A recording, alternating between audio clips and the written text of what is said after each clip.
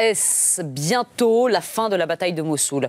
Les forces irakiennes sont dans le cœur historique de la ville. Cela fait 3 ans que Daesh a pris le contrôle de Mossoul. Et ces images sont terribles. La ville est en ruine, et notamment la vieille ville. Les islamistes, des centaines, sont retranchés dans un tout petit secteur d'1 km². Édouard Dufrane, vous êtes l'envoyé spécial de BFM TV. Vous êtes aux portes de Mossoul, aux côtés justement des forces spéciales irakiennes. Et je crois, Édouard, depuis quelques heures que c'est très chaud, que les bombardements sont massifs ce matin.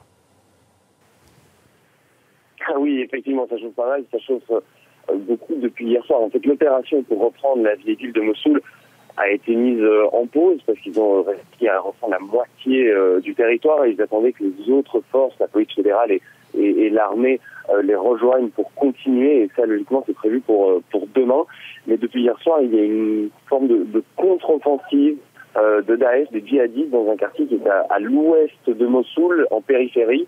Hier soir, on nous parlait d'une dizaine de cellules dormantes. Aujourd'hui, on parle de beaucoup plus, mais des chiffres qui ne sont pas encore confirmés. Et 2 bataillons des forces spéciales ont été redirigés depuis la vieille ville vers ce quartier pour tenter d'en reprendre le contrôle.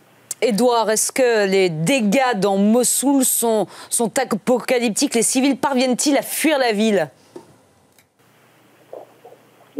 Exactement, les civils qui sont vraiment les premières victimes, ils sont encore près de 100 000 à être pris au piège, coincés entre les tirs d'un côté des Irakiens et de l'autre côté des djihadistes. Et les destructions, effectivement, sont phénoménales. J'y étais hier toute la journée. Rien n'est reconnaissable. Il reste plus grand-chose de la vieille ville de Mossoul.